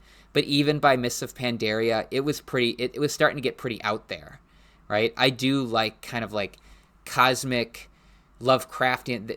World of Warcraft is very Lovecraftian inspired. Probably doesn't look like it from from someone who's not kind of experienced with the game, who doesn't know what's going on, but World of Warcraft has a huge amount of Lovecraft inspiration. And that was present all the way back in World of Warcraft. It was not present in Warcraft 1, 2, or 3. It was kind of added into World of Warcraft. But by Mists of Pandaria, we were going from Lovecraft inspired to like cosmic threats. And then by the time we were at the most recent expansion, we're talking like we're going from like a traditional like medieval setting, right, with some kind of other like some little bits of sci-fi inspiration here and there, some horror inspiration here and there, to like we're turning into a sci-fi game. It's weird, and it doesn't fit that well. The game's story is so convoluted at this point. There are so many different characters who generally are not memorable. There's basically 2 or 3 characters that I would say are truly memorable in World of Warcraft. There's Illidan, who, if you saw him, you'd probably recognize him as the guy from World of Warcraft, right? There's Jaina Proudmoore, who is a very prevalent character in the series. And who would be the other one? The prince. Anduin Wrynn, the prince. Those 3 are probably the most prevalent characters throughout the entire story. But there are so many other characters that are important. Khadgar too. Khadgar probably in there. And they're just not that compelling, and they've gotten less compelling over time because of the decisions that the writers have made for them. How they act sometimes doesn't make sense. It's not consistent. And it's not, I wouldn't even say it's the writer's fault, because this is such a long-running franchise. Retcons are going to happen.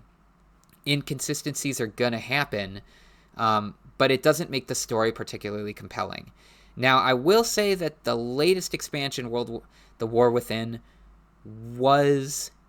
the story was better told in The War Within than ever before, but that didn't really make it compelling, because it's still in the context of the rest of the series, and it's changed too much. It's gotten too far from what it was. And Mists of Pandaria is kind of where that started. So that's kind of a criticism I have of Mists of Pandaria. I would say the story of Mists of Pandaria itself was really, really good. But then how it fit into the rest of the world and what it led to was, it started to get really out there. But yeah. By the way, I have a question. Yeah. So you were you were into World of Warcraft before Burning Crusade, correct? Yes, but yes, Yeah. yes. But I started playing a couple of months before Burning Crusade came out. Okay. And how did you get into it exactly? My Through friends? My cousin played it.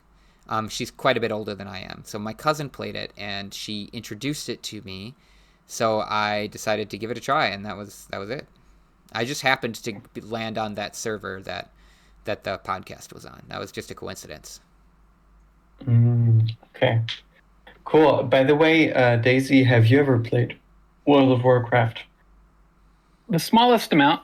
I had one of my best friends in high school was really into it, and he lived with his step parents, who were also really into it. And so we would go over there, and we did all kinds of nerdy stuff over there. That's where we watched like the Lord of the Rings movies and things like that.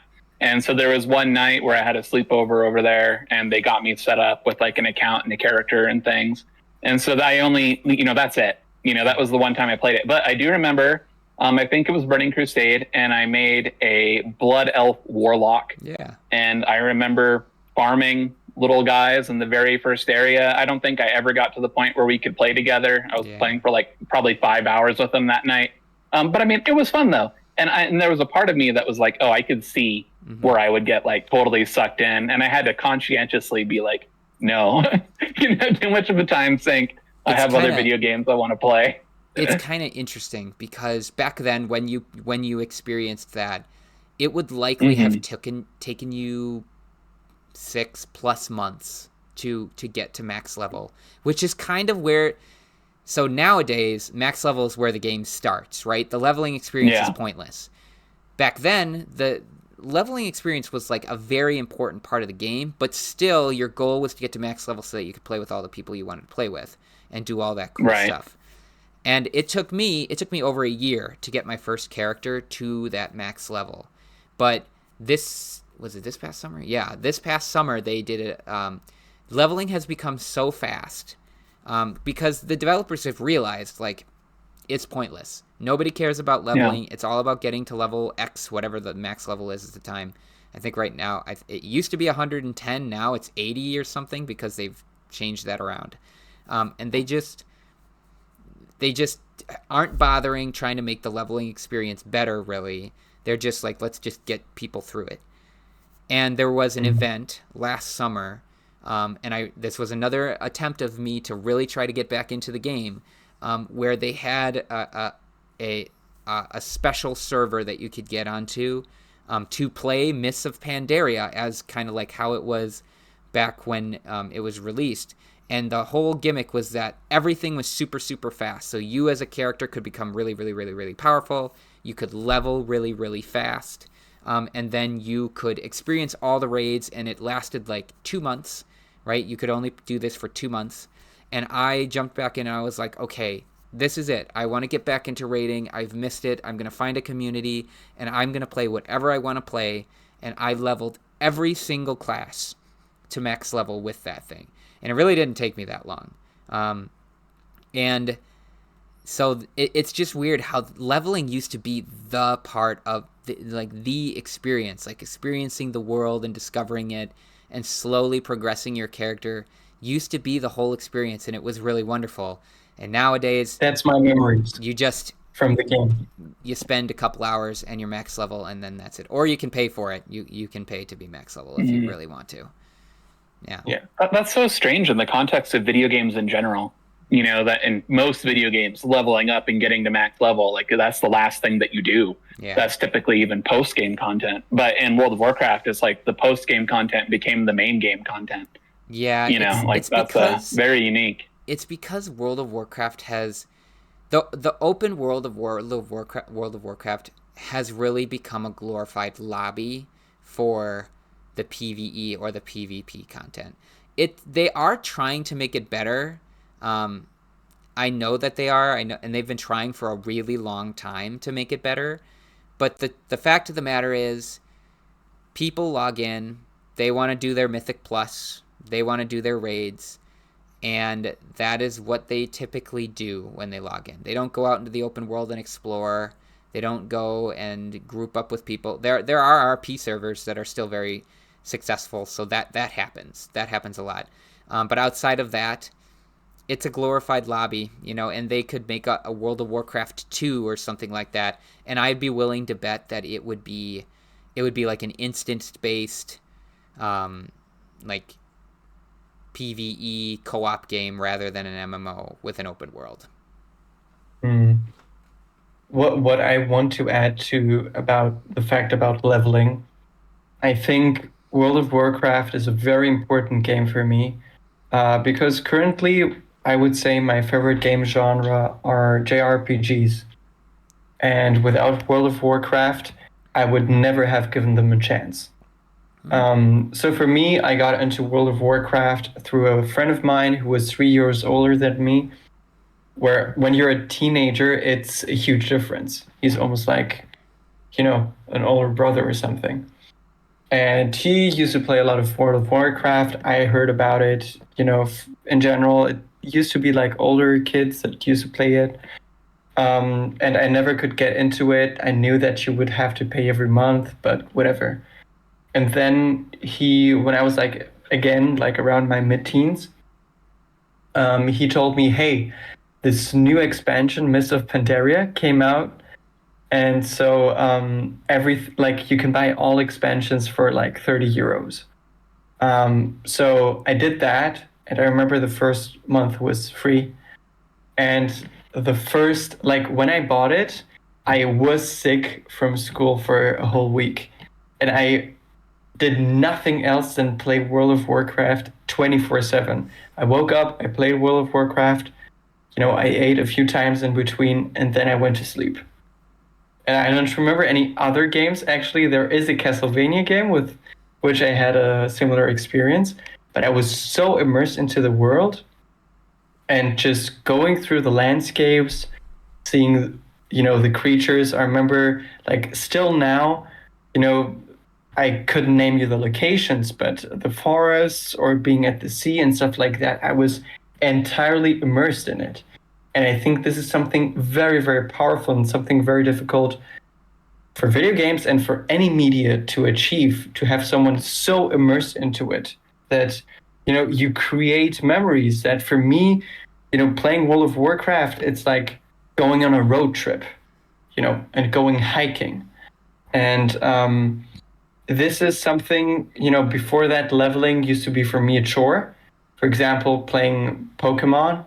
And for the first time, I really enjoyed doing side quests. I really enjoyed combat, but while also experiencing, the environment and all of that. And I have very, very nice memories from playing that. Unfortunately, because, of the subscription model, I don't know if it's still the case. I imagine it probably is. And I didn't know like any of the alternatives at the time. I stopped playing. Also, this friend of mine, I think because he was graduating from school at the time, so he didn't have as much time. So I didn't play that much with him. Like most of my experiences, it was entirely alone, but it was like a beautiful experience. But I unfortunately could never build a community. I could never get my friends into playing World of Warcraft. So without that community aspect, I also, it wasn't such a big priority for me. And also, since I had to pay every month, it was kind of difficult to convince my parents to shell out the money for that. Eventually, I dropped it. But through it, through this lens, before when I used to play JRPGs like Dragon Quest, leveling up, turn-based combat, going in the overworld, it used to be something boring to me. And this entirely transformed this experience. I could see through it from an entirely new perspective, which is still the case. Nowadays, most of the games that I play tend to be RPGs or recently, and I play them through the lens of my first experiences with World of Warcraft. And I think that's, very, very important how this can, shape how we play video games. It's interesting that you referred to it as a road trip, because that is definitely like, if I have to think about the memory I have of World of Warcraft early on, it's me walking through the Elven area, which was called Teldrassil, and just listening to that ambient music that I mentioned earlier, and just kind of walking down the road, because that is just such a core memory of mine that was kind of engrossing me in that world at the time. Unfortunately, it does not really exist anymore. You can play the classic WoW, and it's still good there, but you can only experience it so many times. But that kind of, you mentioned earlier that you had another kind of ambient experience with Castlevania, so I'd like to hear about your favorite Castlevania game of all time. Yeah, so I mentioned, like, for a while, Castlevania 1 used to be my favorite game. It got me into speedrunning and everything. And perhaps, I could say that it's my favorite Castlevania game. But I think the most beautiful memories I have playing through a game are of Castlevania 3, Dracula's Curse. I had, played Castlevania 1, Castlevania 4, I think also Round of Blood at that point. And, at the time, I collected a lot. So I wanted to physically have every game that I would play, especially in a series that I'm invested in. But the problem is that it used to be very expensive. I imagine it's still probably very expensive. But I could save the money after a long time. And so, I had a lot of hype built around that. And finally, I found it in a good condition for a price I could afford. And when it arrived, I was so excited. It was like Christmas and my birthday and everything at the same time. And I booted it up, and I think I never saw anyone play that game up until that point. So I think it was like also a very personal experience, because before I ever played Castlevania 1, I experienced it through others, through Let's Plays. And I booted it up, and I don't know if you've ever played it, probably not, but it has like an intro, and it was the first Castlevania game at the time that really had like an intro like that, and it's just so good. It's like very cinematic for the NES era, of course. And I remember it like just from the first few seconds, I got goosebumps. Then I think the mechanics, the level, the the boss design, the character design is so good. It is, you have Castlevania 1, then 2, which is very, very different. It's more like an exploration game, kind of like a pre-Metroidvania, I would say. And then Castlevania 3 was again more like the first one, but I would argue better. So what is better about it? I think it's a bit longer as a game. I would say Castlevania 1 is a bit too short, but it's still not a flaw.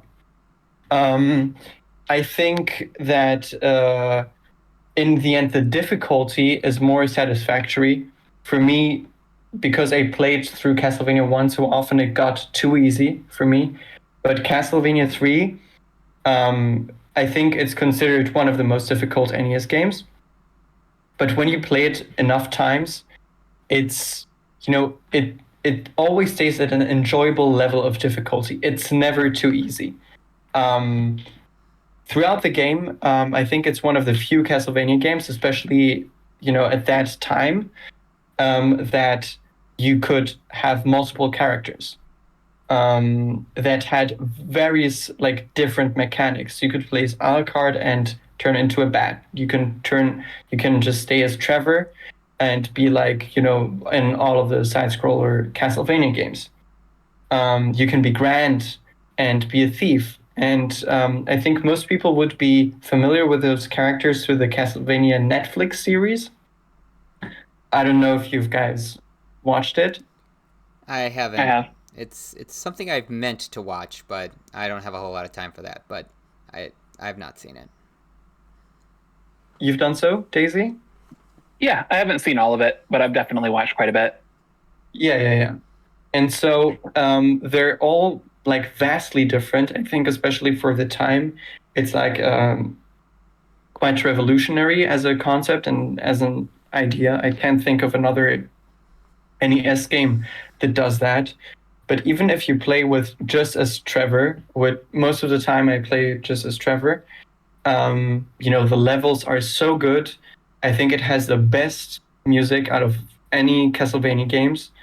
Especially in the Japanese version, it has a special sound chip, which makes it sound amazing. And unfortunately, in the European and American versions, not the case. And it has branching paths. You can choose. It's not a linear and an entirely linear experience like in most other Castlevania games. You can choose, do I want to go into the clock tower or into the Mad Woods? And I think the final boss is the best boss fight in all of video games. And I remember I used to be stuck on there for a very, very, very long time. And it was very difficult. And even replaying through it, it's still a challenge. But every time I beat it, it makes me feel so good. And I remember the first time I beat that game, it was an amazing experience. So this is why, for me, like Castlevania 3 is such a good game, and I think anyone should play it. But other than that, have you guys? We can go into like a quick shot round and playing anything recently. Before we do that, I think I'm gonna play a Castlevania game. I'm pretty sure there are games on the Switch NSO, and I don't know. You got me kind of interested. So I think I'm gonna try one out. I think there's a Castlevania Classics collection that you There could is, find this way. yeah, there's a Castlevania Classics collection.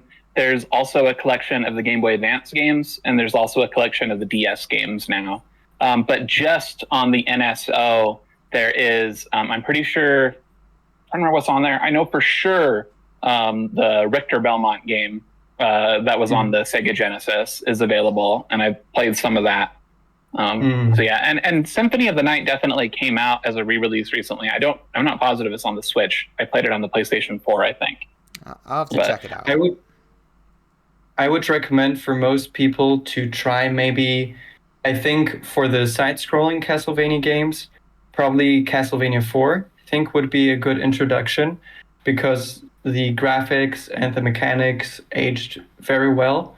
And I think the difficulty, for people that haven't played so many like Nintendo hard games, I think it's fine. Whereas with Castlevania 3, if someone jumped into that, I think I can very easily see someone giving up on the game entirely. They're hard.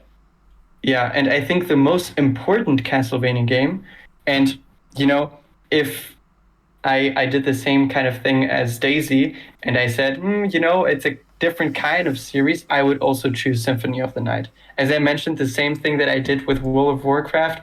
When I got Symphony of the Night, I was sick for a week, and I did nothing else than play that game. And I think it's the easiest Castlevania game to recommend to anybody. And I do think that it is, in my opinion, among the most important video games of all time. Yeah, I would call Symphony of the Night perfect. It's a perfect video game. Yeah.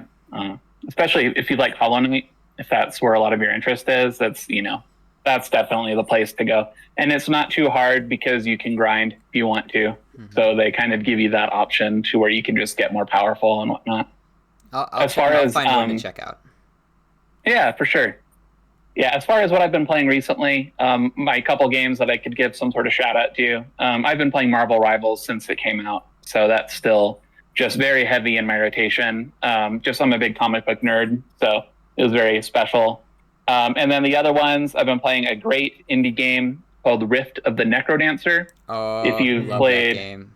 Yes, yeah, it's excellent. So it is. I'm really big on rhythm games. I love things like DDR and stuff like that. So Rift of the Necrodancer is very cool. And then the other one that I've been playing is Darkest Dungeon 2, which is has some of the Castlevania vibes. It's very like nails hard, very dark gothic horror. But it's been a blast. It's been super fun to level up a character and then have them die miserably, and then start over. I'm not brave enough for that game, not in the horror sense, but like getting all that progress and then losing it, that's hard. It's a bad feel. I'm not going to beat it. I'll tell you right now. I'm not going to finish that game. But I don't think many people do. Fun. I think it's a pretty rarely beaten game. Oh yeah, but it is fun. I have been playing. Playing games is.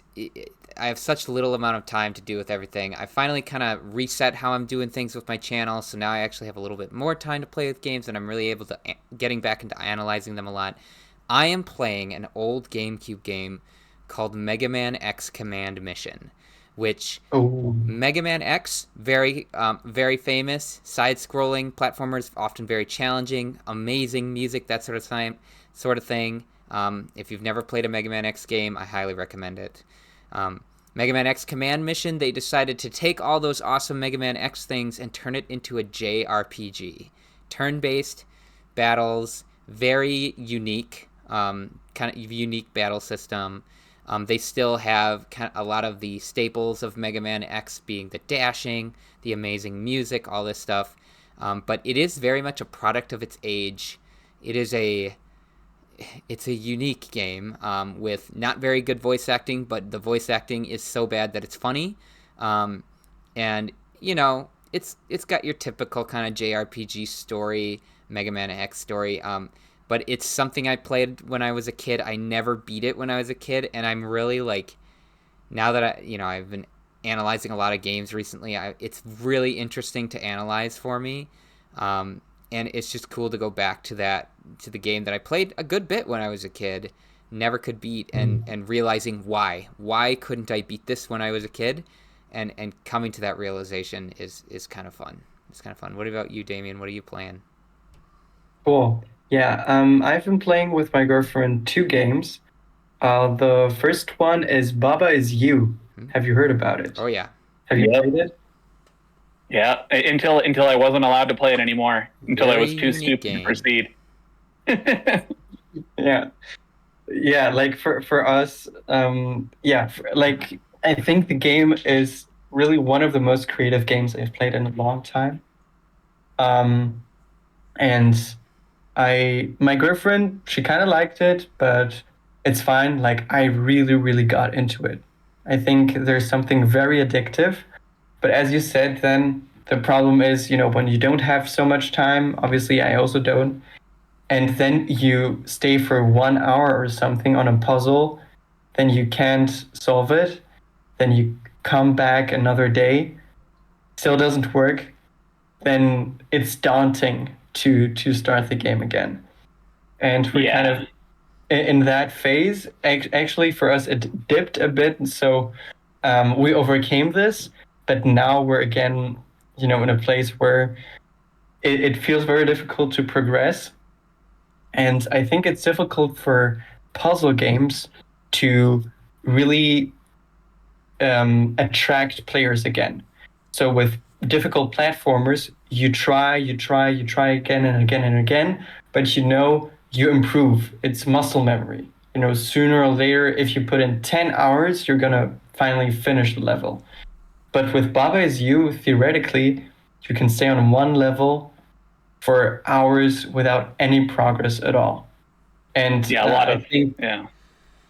Go ahead. I was just gonna say a lot of that game is staring at it. A lot of the gameplay of Baba Is You turn it on and then you just stare at it. That's gameplay, right? Yep. Yeah. And I think that makes it. Unfortunately, I think its its limits are the limits of the genre itself with puzzle games. That when you just can't find it, at least with a side scroller, you can look up, someone beating the level, and then you can try to emulate it, and you still feel good afterwards. So maybe it helped you a bit because okay, I can do this there to lose less health. But in the end, it's you who beat it. But with puzzle games, if you don't know what to do, you just have to look up the solution, And, maybe in a Zelda game, for example, in a temple, in a dungeon, you don't know what to do, you can look it up and still you can enjoy the game. But unfortunately, with Baba Is You, it would suck all of the fun out of the game. So it's like a very, I think, difficult, especially if you don't have that much time to really go into it. It's very easy to fall off, I think, as a game, which is not due to its own flaws. And the other game I've been playing recently, I started last week and I've played very little of it, is Red Dead Redemption. Have you guys played it? Never played it, but great game. I know what it is. Yeah, one of my all-time favorites. Yeah, I never got into, like, growing up, I was mostly a Nintendo kid, mostly with retro games. I never played, like, grown-up games or teenager games, like The Last of Us or Call of Duty or stuff like that. So with Red Dead Redemption, like, I picked up, I got into these kind of more mature games through Resident Evil, and then kind of, through The Last of Us. And now I'm really realizing, wow, I really missed out on those games because I kind of always had like a little like negative stereotypes about video games developed in the West. And I'm really, really enjoying it. I'm not a huge fan of open world games, but I think the characters and the vibes and a lot of mechanics are so, so good. And I'm really enjoying it much more. But I'm still in the beginning stages. But, you can go into a storm and then go and lasso a wild horse, and then you ride on it and there's like a little mini game thing where you have to stay on the horse, and all of this is while you're talking with other characters that are interesting, for example, which even in, again, I'm bashing the Zelda open world games, but there, you just go up to a horse, you sneak up on it, and then you have it. I think, for example, the horse mechanics in Red Dead Redemption are again much better than in the newest Zelda games. I have a friend Which, who she is just she plays games basically only that involve horses. And she has said that Red Dead Redemption is like the best game ever made because of how it handles the horses. I would love to yeah, talk about Breath of the Wild and Tears of the Kingdom sometime, though. One of these yeah, episodes, yeah, I'm yeah. sure we'll talk about them. I Oh think yeah. we could have a very interesting discussion about that. Yeah. But for me, it's also like I loved the horse mechanics in those Zelda games. I actually used to be a semi-professional horseback rider, actually. So Neat. horses are very important to me also. They're my favorite animals. I used to have a horse, used to own a horse. So yeah, and it reminds me of those times. Unfortunately, I had to give up this sport. But yeah, it's been, to kind of wrap this up, I think it's been nice to catch up, to learn also more about yourself, your history with your favorite series. Any closing thoughts, any shout outs, any loot drops you want to do? Yeah. So you had suggested this idea of giving our viewers something to check out when they're done with this content. And I wanted to say a couple things. First of all, please, if you're interested in talking to us about video games, check out our Discord server. We will have that available wherever we can shove it. So definitely feel free to come in and talk to us. The other thing, so for my loot drop, right? I know Damian's going to explain where this term came from in a little bit here. But I would recommend anybody interested in the moral philosophy of video games, check out Max Durat on YouTube. He's somebody who I like a lot. He does a lot of videos on like Silent Hill and Metal Gear Solid. But what I really enjoy is he talks about the philosophy of video games, which as we continue on this adventure together, you'll find that's something that I'm really interested in: characters, philosophy, things like that. So that is my recommendation. How about you, Tudens? For my recommendation, it's going to be kind of funny. A tiny content creator like myself recommending kind of a giant, but the direct inspiration for my channel was Joseph Anderson, who makes very, very, very detailed analysis on video games. He posts extremely infrequently. Sometimes there's been literal multiple years where he's gone without posting, but all of his videos are super interesting. And I have really kind of fallen. He recently posted a fabled video that he's been making for years, and it has really made me like remember why I wanted to become a YouTuber, and it's given me kind of a confidence and inspiration to go back to that. So check him out. Super interesting. He's got a lot of very unique things to say. Damian, what do you have to recommend?